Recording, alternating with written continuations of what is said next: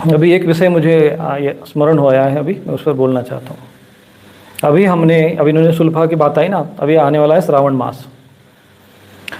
भगवान शिव जी पर न तो कोई भांग चढ़ाया जाता है न सुल्फा चढ़ाया जाता है, किसी धर्म ग्रंथ में शास्त्र में वर्णन नहीं है। ठीक है, धतूर का वर्णन आता है, धतूरों के फूल का वर्णन आता है, धतूर पुष्प का, धतूरे के बीज या धतूरे के नशा का वर्णन नहीं आता। अब ये जो भगवान शिव जी की उपासना के नाम पर उनको भांग पीना, भांग चढ़ाना, ये जो पाखंड चल रहा है, ये घोर अधर्म है। समस्त धर्माचार्यों को इसका विरोध करना चाहिए। अभी उत्तर प्रदेश के मुख्यमंत्री योगी आदित्यनाथ जी ने कहा कि डीजे जो हैं ये कावड़ यात्रा में बजेंगे, बंद नहीं होंगे। तो ये इनका जो निर्णय है, हम ये मानते हैं कि मुख्यमंत्री जी को थोड़ा सा पुनः विचार करना चाहिए। जब डीजे बजाना समाज के लिए हानिकारक है, प्रदूषण है, तो कावड़ यात्रा में डीजे बजाना फिर वो धर्म का भाग कैसे हो गया? क्या उससे प्रदूषण नहीं फैलेगा? उससे समाज को नुकसान नहीं होगा? तो जिस समाज ने आपको मुख्यमंत्री पद पर बैठाया है, उस समाज के साथ आप अत्याचार न करें।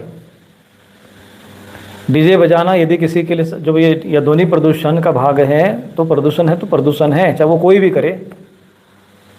कल मुसलमान बकरा काट रहे हैं तो अधर्म है, और हिंदू काटे तो धर्म हो जाएगा। वो लाउड स्पीकर बजाए तो वो अधर्म हो गया, तो डीजे बजाएंगे तो धर्म कैसे हो गया? ये चीज़ें जो है समाज में नहीं होना चाहिए। जो शिव जी के नाम पर ये भांग धतूरे की चलते हैं और ये सब नाच गाना और जो डीजे बजाते हैं, ये भी घोर अधर्म है। मैं योगी आदित्यनाथ जी से भी कहूँगा कि वो अपने इस विषय पर विचार कर ले, नहीं तो ये आपके द्वारा बहुत बड़ा घोर अधर्म माना जाएगा। और समाज ने जिसने आपको सत्ता पे बैठा है, उस समाज को एक प्रकार से कष्ट पहुंचाने का ही भाग माना जाएगा। क्योंकि समाज में जो गरीब है, बेचारे वो रोगी है, विद्यार्थी हैं, इस डीजे के कारण कई हार्ट अटैक से लोग मरीज हो जाते हैं, कितनी अशांति और क्लेश होता है। हाँ, कावड़ यात्रा के नाम पर ये सब लोग कावड़ यात्रा करना तो ठीक है, चलो कोई बात नहीं है, लेकिन जिस तरह से भगदड़ मचती है, भीड़ मचती है, जिस तरीके से लोग नशा की तरफ बढ़ते हैं, भांग और सुल्फा, और ये मैं देखा है उस रास्ते में खूब गांजा पीने वाले और भांग पीने वालों की भीड़ लगती है, और सब लोग कहते हैं कि शिव जी तो भाई अघोरी है, वो तो भांग पीते हैं, सुल्फा पीते हैं। तो ऐसे लोग अधर्म और पाखंडी है। इस विषय में सारे धर्माचार्यों को बोलना पड़ेगा, नहीं तो ये अधर्म एक दिन इन्हीं साधु महात्माओं के धर्माचार्यों के माथे पर मटका फूटेगा इसी अधर्म का। मैं आज कह रहा हूँ ये बात। तो अधर्म जहाँ भी है वो गलत है, चाहे कोई भी हो। ये चीज़ों का हम कभी भी समर्थन नहीं करेंगे। अब ये नहीं कि भाई योगी आदित्यनाथ जी के अच्छे कार्य को दूसरे कार्य कर रहे हो तो आपके गलत कार्य का भी हम समर्थन करेंगे, वो नहीं हो सकता। अब जैसे इस बालक ने भी लिखा है यहाँ पर कि हमारे आसपास में हनुमान जी के मंदिर में जो साधु महात्मा है वो सुल्फा पीकर बैठते रहे। दूसरी बात, धर्माचार्य और साधु संतों को एक बात और समझनी पड़ेगी कि आने वाले समय में शीघ्र जो है एक व्यवस्था बनाए साधु संतों की, एक लिस्ट बननी चाहिए कि कौन कौन सा साधु किस परंपरा का जुड़ा हुआ है, उसका आधार कार्ड है कि नहीं है, पैन कार्ड है कि नहीं है, वो कहाँ आश्रम है, कैसी व्यवस्था कर रहा है, वो साधु क्यों बना, कैसे बना, कोई वो अपराधी तो नहीं है। इसका भी पूरा एक डेटा जो है साधु संतों का, धर्माचार्यों को, उन अखाड़ा परिषद आदि जैसी इन संस्थाओं को रखना पड़ेगा। और इसके अतिरिक्त जो समाज में ये जो गांजा पीने वाले, सुल्फा पीने वाले, अधर्मी विधर्मी कुकर्मी जो समाज में भगवा वस्त्र पहनकर घूम रहे हैं, इनके विरुद्ध एक्शन लेनी पड़ेगी, इनके विरुद्ध कार्रवाई करनी पड़ेगी समाज को, सरकार को और साधु समाज को। और नहीं तो फिर आने वाले समय में ये सारे इनके कुकर्म का ठिकरा इन्हीं साधु संतों के माथे पे फूटेगा, समाज को इसका भुगदंड भुगतना पड़ेगा, और सरकार को जो है अपनी जो है नाक कटवानी पड़ेगी। तो ये इस वस्त्र में भी जो है अपराधी लोग प्रवेश करके इस वस्त्रों को बदनाम करने का प्रयत्न कर रहे हैं, जिसका भुगदंड जो है समाज को भुगतना पड़ेगा, हमारे साधु संतों को भी भुगतना पड़ेगा। कर रहे हैं वो साधु संतों को भी इसमें कष्ट भुगतना पड़ेगा, इसकी आँच इनको भी लगेगी। इसलिए अभी से सतर्क हो जाए, सावधान हो जाए, एक व्यवस्था बनाई जाए कि कौन से क्षेत्र में कैसे साधु बने, कौन से अखाड़े से, कौन से परंपरा से हैं, और उनका पूरा सारा डिटेल्स होना चाहिए, व्यवस्था होनी चाहिए।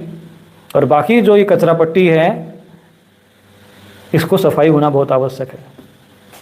हम अपने तरीके से जितना हो सकेगा बोल रहे हैं, कर रहे हैं, अपने यज्ञ के माध्यम से जो कुछ भी हम करना चाहें उतना कर रहे हैं।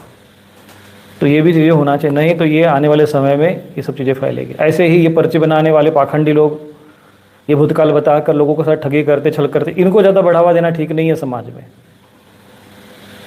नहीं तो आने वाले समय में ये तमस इतना बढ़ेगा तो ना तो तुम्हारा तमस हटेगा ना ही हिंदू जगेगा। इधर तो कहते तमस हटेगा तो हिंदू जगेगा, ये तो एक नारा दे रहे हो, ऊपर से तामसी लोगों को बढ़ावा भी दे रहे हो। एक तरफ से आग लगा रहे, दूसरी तरफ से पानी भी फेंक रहे, ये क्या मतलब है? ये चीज़ें नहीं चलेगी, ये छल है समाज के साथ।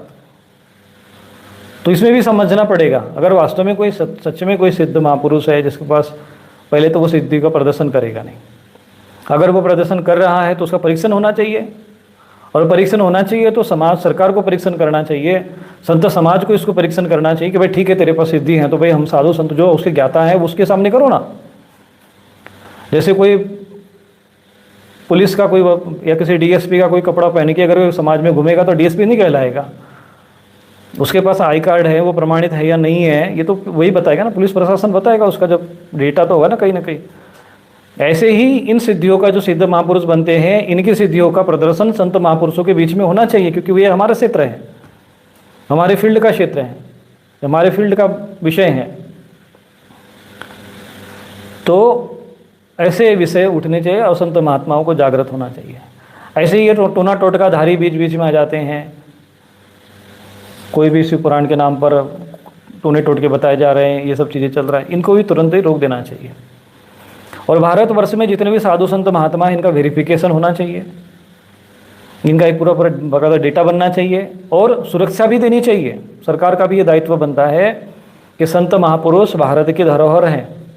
संत महात्मा सन्यासी निस्वार्थ भाव से अपना सारा जीवन समाज को समर्पित करते हैं। धर्म नहीं बचेगा तो अधर्म पनपेगा, उसी धर्म को रक्षा करने के लिए अपना जीवन समर्पित करते हैं। ऐसे साधु महात्माओं की सुरक्षा के लिए सुविधा भी देनी चाहिए, कोई संत आयोग भी बनना चाहिए।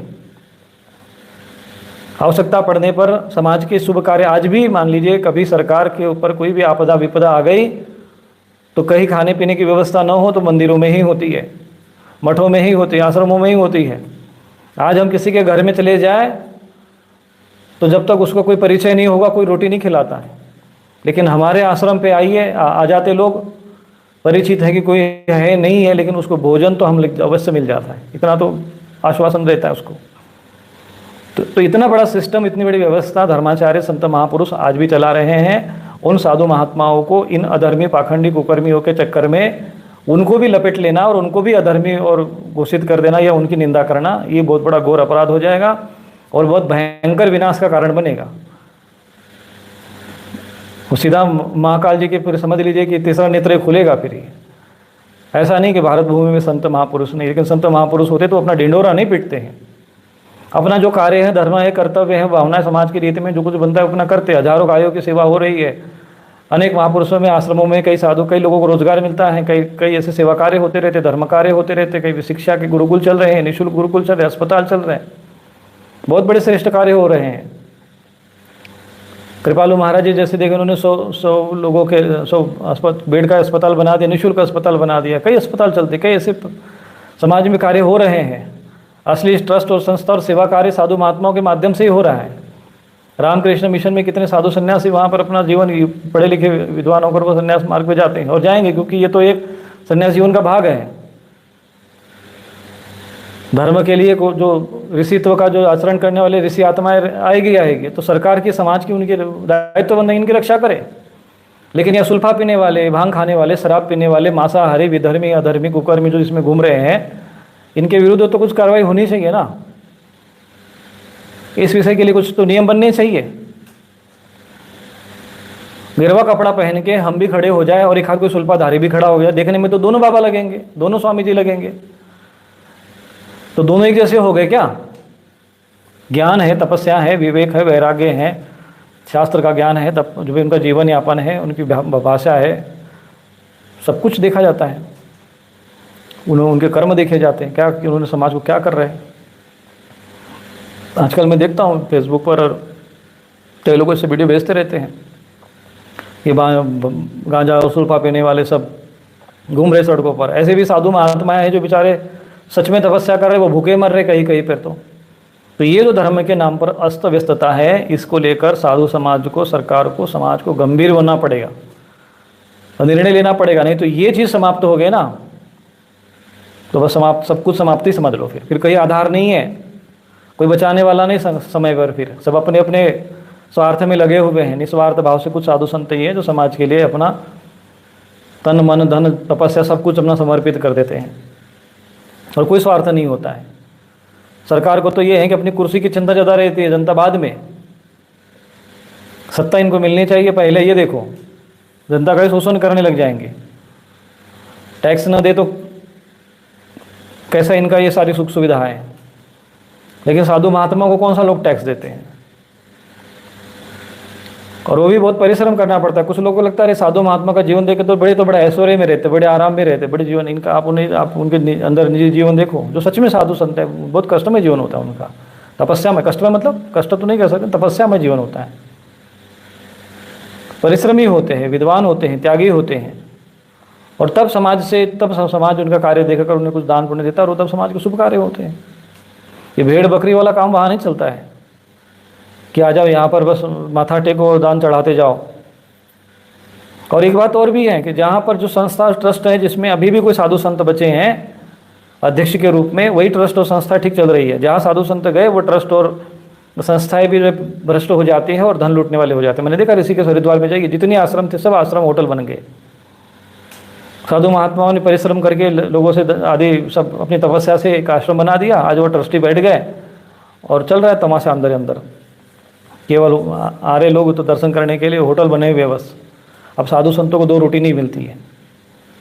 लिखा रहता है संत सेवा, गौ सेवा, गरीब सेवा, साधु सेवा, गौशाला, गुरुकुल, इसके लिए वो ट्रस्ट बनते हैं। और होता क्या वहाँ पर अंदर, तो सरकार को, समाज को और धर्माचार्यों को गंभीर होकर, सामूहिक रूप से संगठित होकर, जो कुछ भी शेष लोग समाज के सज्जन सदाचारी बचे हैं, उनको संगठित होकर यह निर्णय लेना पड़ेगा। नहीं तो इनके अधर्मी और कुकर्म का जो ठिकरा है एक दिन हम ही लोगों के माथे पर फूटेगा, और फूट रहा है। क्योंकि समाज क्या है, समाज तो वो देखते हैं, कभी आपने देखा होगा एक्सीडेंट अगर हो गया तो ये नहीं देखते कि किसकी गलती है। जिस पर सबसे पहले मार पड़ती है उसी पे 2 लोग और लगाना शुरू करते। भाई उस पर एक आध किसी ने थप्पड़ मार दिया तो 2 लात उधर से और मार देगा। वो नहीं देखेगा कि भाई इसका दोष है, कि ये दोषी है, कि वो दोषी है। समाज तो बस भेड़ तंत्र होता है, बिल्कुल जिधर चलती है तो चल पड़े। फिर किसी को मानवता की बात करेंगे। अब यहाँ पे हाथरस की घटना में क्या रहा, सब तो मानवता का उपदेश दे रहे थे और एक दूसरे के शरीर को कुचलते हुए आगे बढ़ रहे थे। कहाँ चली गई थी इनकी मानवता? सब मानवता के संदेश वाहक थे, और छोटे छोटे बच्चों को, महिलाओं को कुचलते हुए आगे बढ़ रहे थे। ये मानवता का संदेश दे रहे थे ये लोग। तो ये भीड़ तंत्र और ये भेड़ तंत्र के दोनों एक ही है। ये बहुत जो है समाज के लिए हानिकारक होता है। और इसका कारण ये है कि कहीं ना कहीं हम लोग इस विषय को गंभीरता से लेते नहीं हैं।